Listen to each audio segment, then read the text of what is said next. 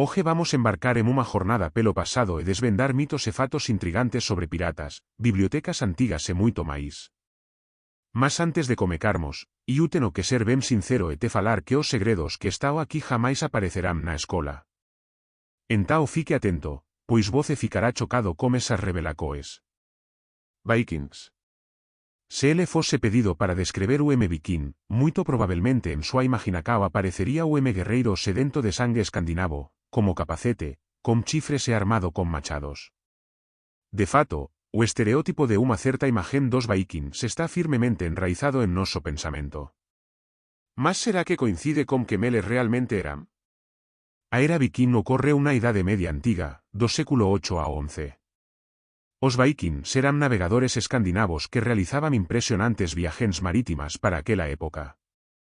Curiosamente, fóramos primeiros a alcancar a América e fundar asentamentos no territorio do actual Canadá.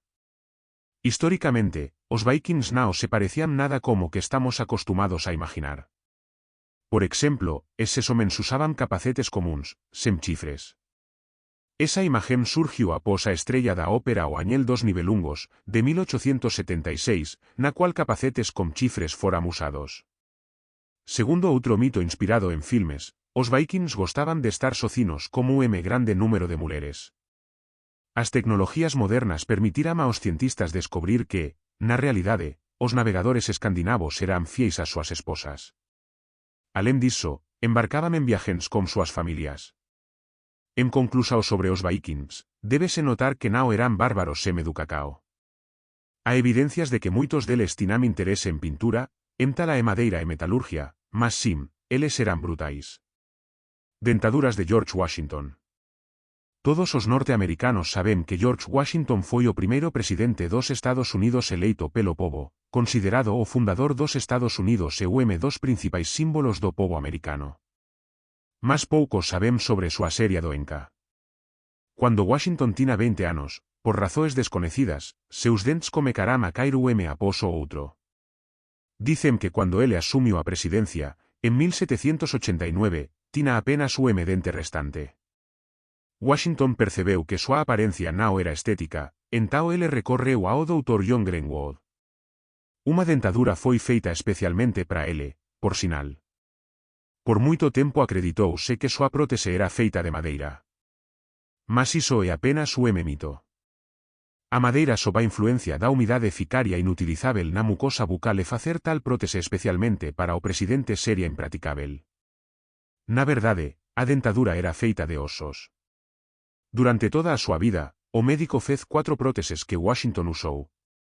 Elas eran feitas de osos de hipopótamo, elefante e até de humanos. Toda esa estrutura era sustentada por unha placa de ouro. John Greenwood tornouse o primeiro dentista a facer próteses dentarias de marfín.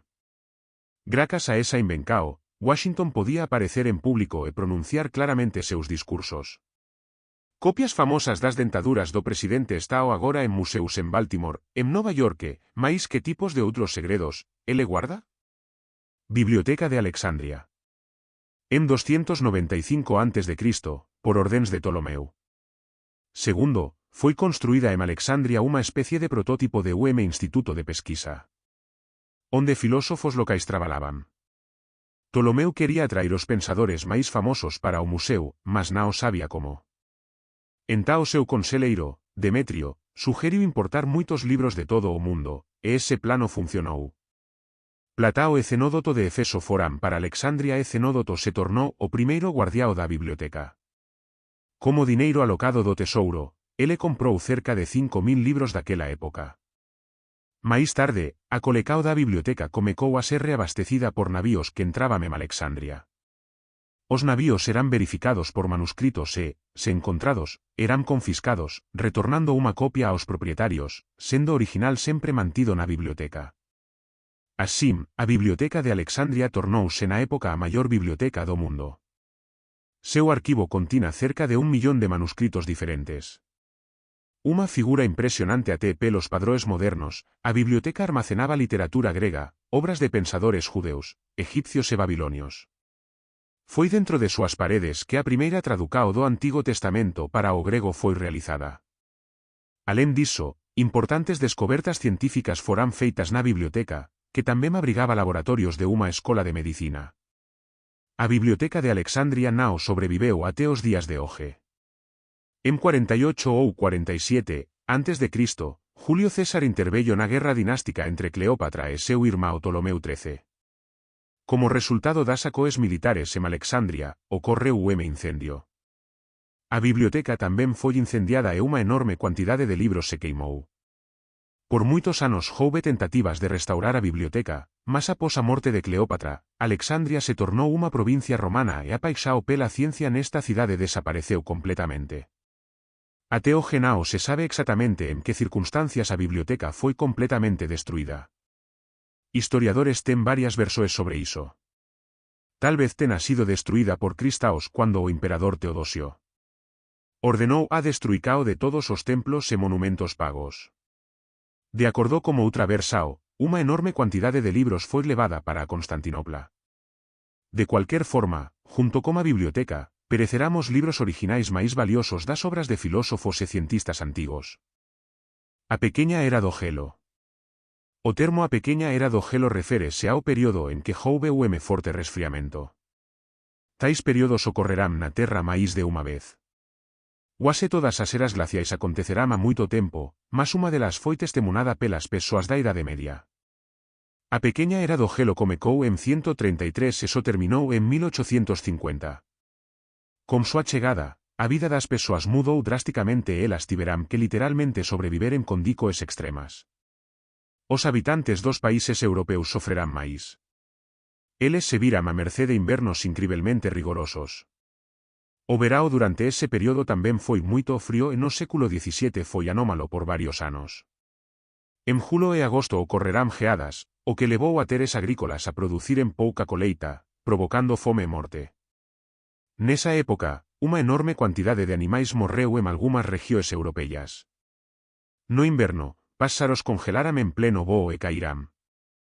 O número exacto de persoas mortas é desconocido. Algunhas morrerán de fome, algunhas edoencas, e algunhas de hipotermia.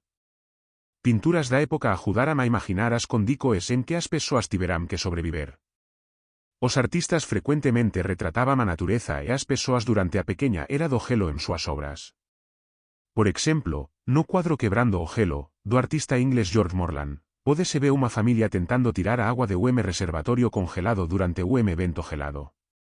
Cientistas suxeren que a pequeña era do gelo surgiu como resultado de unha desaceleracao na corrente do Golfo, alén de un aumento na actividade vulcanica e unha diminuicao na actividade solar. Agora estamos observando o fenómeno oposto, o aquecimento global, que, así como a pequeña era do gelo, traz serias consecuencias para o noso planeta e, consequentemente, para a população. A praga da danca. Posiblemente unha das epidemias máis misteriosas e estranas, foi a praga da danca, en 1518, en Estrasburgo, unha certa senhora conecida como Madame Frau Trofellas saiu de casa e comecou a dancar na rúa. Gradualmente, as persoas da cidade que asistían a esa acao comecarán a se juntar a ela, dancando sen parar. Algúns deles caían de exaustao, mas após descansar, continuaban a dancar. Após unha semana, máis de 1000 persoas já estaban participando das dancas, entao as autoridades da cidade decidiran curar os doentes. Debe ser dito que naquela época, os métodos da medicina frecuentemente implicaban o tratamento das persoas con métodos diferentes do que conecemos hoxe, tipo a sangría. Nese caso, o predio municipal foi designado para os doentes, onde unha orquestra foi convidada e varias decenas de doentes foran tracidos. Mas ese método non ajudou, entao decidiran pasar para o segundo plano de acao. Os médicos comecarán a realizar sangrías. No entanto, iso tamén non salvou as persoas. Eventualmente, as autoridades transportaran en masa todos os dancarinos para fora da cidade e ficeran o mesmo como os novos pacientes. Desa forma, conseguiránse librar da epidemia. Curiosamente, o surto en Estrasburgo non é o único caso da praga da danca. Sábese que unha epidemia semelante foi registrada no século XIV na França, no século XV na Bélgica e até no século XIX en Madagascar. A natureza desa doenca permanece desconecida. Cientistas suxeren que ela podería ter sido causada por envenenamento alimentar en masa con substancias psicoactivas do ergo, tipo de fungo parásita que afeta cereais. Monte Rushmore. O Monte Rushmore tornou-se o famoso ponto de referencia americano após os rostos de 4 presidentes dos Estados Unidos serem esculpidos en súa rocha en granito, en 1825. De acordo como projeto do escultor Gutzon Borglum, poucos saben que esta montana era anteriormente o lugar sagrado para os habitantes nativos da América e tina o nome diferente na lingua lakota. Era chamada de Tujuncacila xa que pa ou montana dos 6 avós. A montana era considerada unha morada sagrada dos espíritos dos antepasados, Lakota, Cheyenne, Arapaho. Mas tudo mudou coma chegada dos colonizadores nas Colinas Negras. En 1884, o advogado de Nova York, Charles Rochmore, visitou a área para encontrar o lugar adecuado para fundar unha mina. Ele ficou impresionado coma a beleza da montana e máis tarde gastou moito dineiro para criar o famoso monumento. Por tanto, a montana foi nomeada en súa homenaje.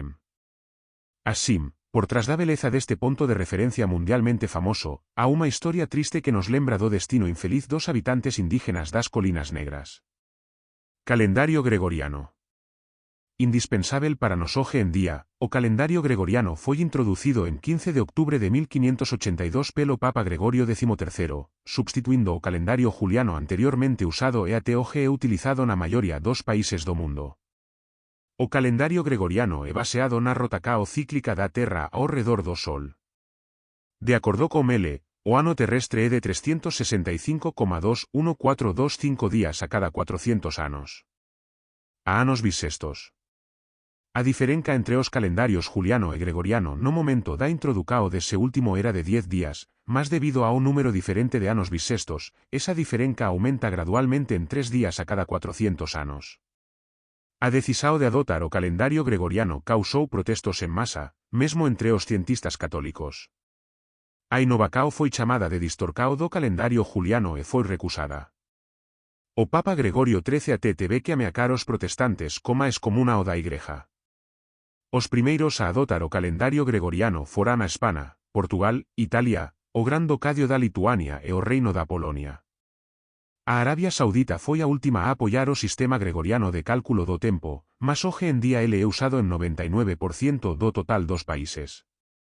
O pequeno Napoleao. Acredito que moitos de voces están acostumados a considerar Napoleao Bonaparte como o home baixo. Na verdade, ese é dos mitos máis comuns sobre o grande líder francés. Mas de onde surgiu ese boato? É iso que queremos saber. Nos países de lingua inglesa, Napoleao era considerado baixo debido á equivalencia das unidades e medidas francesas, as inglesas, mesmo que os pese polegadas. As unidades de medida inglesas se jam ligeiramente máis curtos do que os franceses. A altura de Napoleao registrada após a súa morte era de 5 ps 2 polegadas ou 1,70 m. Os ingleses nao traduciram ese valor para as súas unidades de medida, após a altura do comandante ter sido reducida en quase 10 cm. Foi após ese erro que nasceu o mito do Napoleao ser o home baixo. Na verdade, súa altura era media para o home francés naquela época. As orixens de Cleópatra. A última reina do Egito helenístico. Cleópatra VII é considerada unha das mulleres máis bonitas de toda a humanidade. Todas as reinas egipcias conocidas que precederán eran egipcias. No entanto, Cleópatra tina raíces diferentes. Seu antepasado foi Time Soter, o principal asistente de Alexandre, o Grande, en 325 a.C.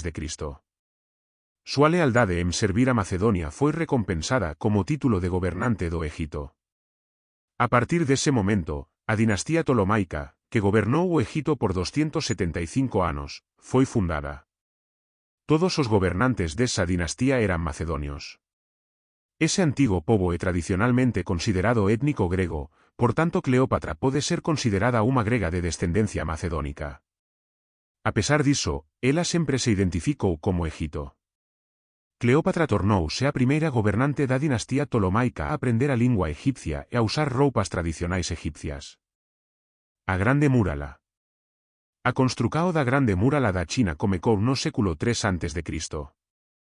Segundo os libros didáticos, ela era destinada a proteger contra ataques inimigos, o que é lógicamente comprensível, e basicamente era así mesmo. No entanto, historiadores acreditan que a protecao nao era o único propósito da murala. Pelo menos dos hipóteses foran levantadas sobre iso. Segundo a primeira, a Grande Muralla da China podería servir como unha rodovía de transporte, xa que súa largura chegaba a 5 metros e medio, permitindo a pasaxén de 2 carros. No entanto, nenhuma información sobre ese propósito foi encontrada nas crónicas. Alén diso, os custos de tal construción ao cobriría a renda. Segundo a segunda hipótese, a Grande Muralla da China axudou a resolver o problema do emprego da população. Súa construcao podería servir como unha ideología da nacao para unir os habitantes e fortalecer a linajem. Cristóbao Colombo. Cristóbao Colombo é conocido como dos navegadores máis destacados. No entanto, ele podería cometer erro serio en seus cálculos, descubrindo así continente completamente diferente do que procuraba. Cuando Colombo decidiu encontrar a terra rica da India, ele xa era marineiro experiente e había estado na África, Inglaterra, Islandia e Irlanda. Ele acreditaba que, como a terra é redonda, navegando para o oeste alcancaría a Asia. No entanto, naquela época, acreditábase que a terra era significativamente menor do que na realidade.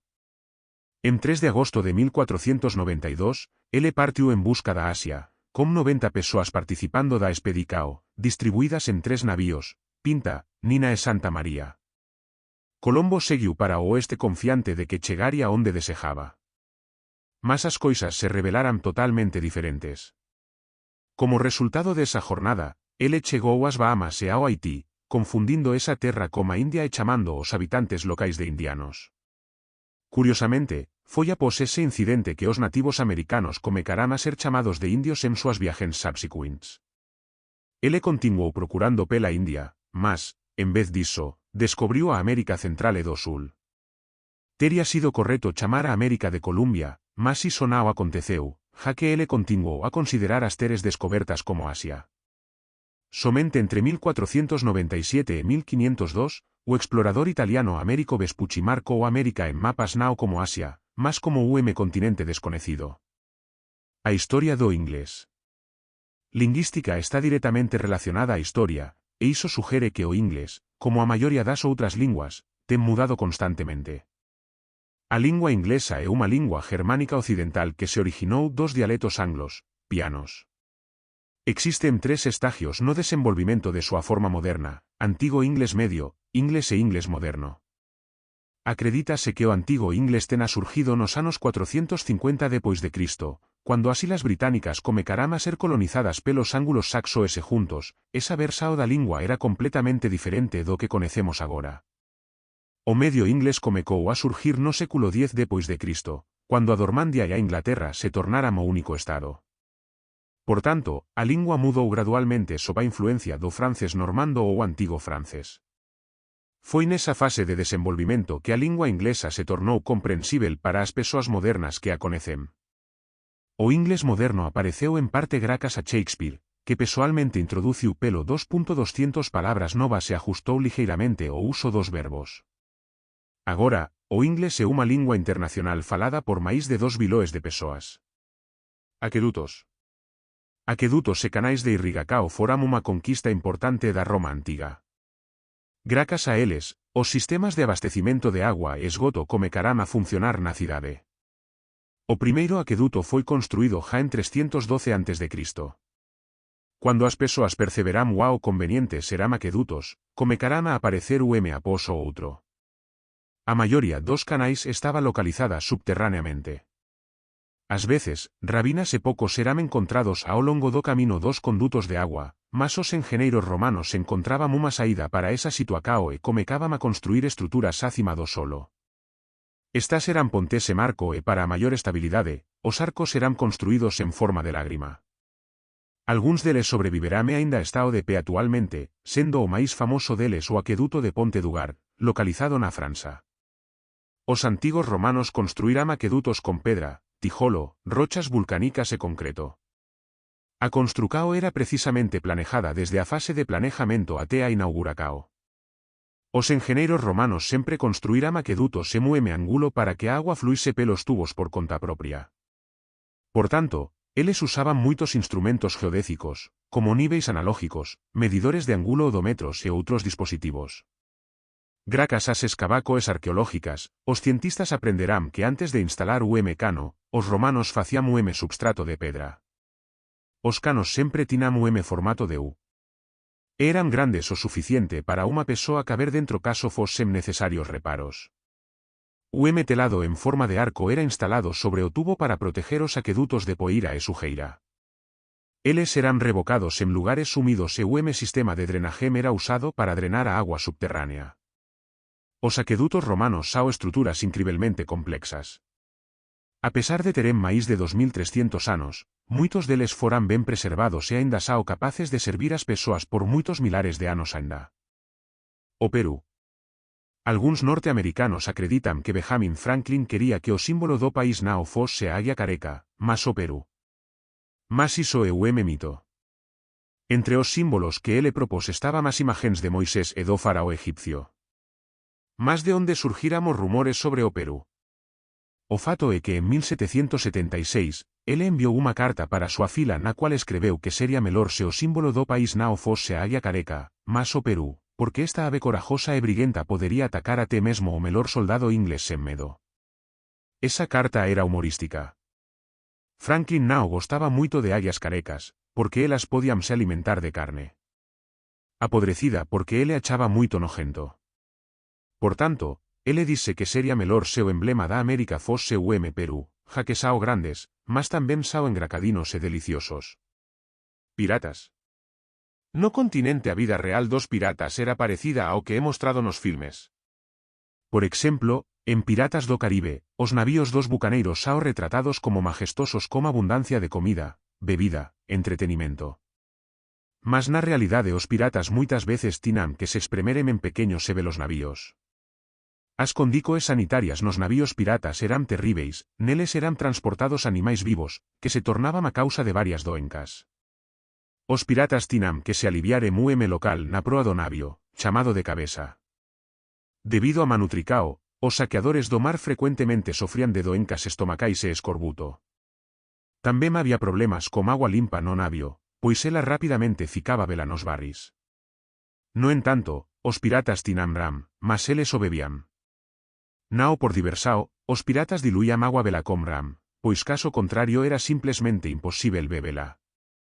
Além de tudo mencionado, a vida dos piratas estaba cheia de perigos. Eles podían ser mortos durante ataques a outros navíos e frecuentemente se envolvían en naufragios. Así, a vela vida despreocupada de aventureiros e rebeldes nao era, de forma alguma o que parecía parecer. A historia do ketchup. Ketchup é o molo de tomate máis popular do mundo. Mas voce sabía que os tomates nao eran originalmente ingrediente nele? Acredítase que o ketchup ten a origen na China, onde o ingrediente principal de molo chamado ketchup era peixe moído no inicio do século XVIII. Os comerciantes británicos ficarán surpresos como o sabor incomún dese molo e o trouxerán para casa. A partir dese momento, a receita do ketchup comecou a mudar. Os británicos experimentaran con ingredientes, adicionando cogumelos, noces, frutas e ostras ao molo. O ketchup de tomate familiar apareceu apenas en 1876. A primeira empresa a producir ese molo foi a marca americana Heinz. Naquela época, o produto desconocido despertou suspeitas entre as persoas. Para aumentar o nivel de confianza entre os clientes, a Heinz decidiu vender seu ketchup en garrafas de vidro transparente para que todos pudesen ver o que había dentro. Gradualmente, o molo tornouse popular nos Estados Unidos e, enseguida, en todo o mundo. Guerra do Emo.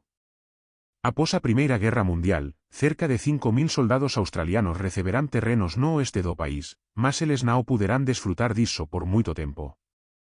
Ja que o bando inteiro de emus invadiu seus territorios, cerca de 20.000 aves destruirán tudo en seu camino, destruirán coleitas, derrubaran cercas e esgotaran os suprimentos de agua. Claro, os emus tornaran a vida difícil para as persoas, condenando-as a fome sen unha coleita. Por tanto, en 1932 foi decidido iniciar unha guerra con esas aves. Na historia, esa luta é conecida como a Grande Guerra do Emo. Parece ser simples exterminar todos os avestruces, mas acabou sendo moito difícil. Os australianos desenvolverán unha táctica inteira para matar os páxaros, mas nem iso os ajudou. O fato é que hemos sao algunhas das maiores aves do mundo, podendo crecer até 1,80 de altura e pesar 45 kg. A pesar disso, sao capaces de correr a velocidade de até 48 km/h e sempre viaxam en bandos. Após inúmeras reclamacoes de facendeiros, o ministro da Defesa da Australia, George Pearce, enviou un exército inteiro armado con metraladoras para lutar contra os pásaros. Os soldados prepararan moitas emboscadas, mas a maioría de seus ataques terminou en fracaso porque os hemos sentíam ameaca e conseguíam escapar. En cuanto ás persoas inspiradas pela vitoria, calculaban totalmente mal o alcance e a precisao dos disparos, apenas durante unha única batala, as persoas conseguirán matar cerca de 1000 aves. O Ministerio da Defesa admitiu que non podía continuar esa guerra e deixou os facendeiros socinos con ese problema. Esa historia ensina que nunca se debe subestimar o inimigo, mesmo que sexan pásaros especialmente tao expertos cuanto os humanos. Uau, ben que eu te falei que o vídeo de hoxe sería cheio de misterios que voce nada aprendeu na escola, correto? Se gostou deste vídeo, non se esqueca de avalialo e inscreverse no canal e clicar no sino. Obrigado pela atencao e até logo.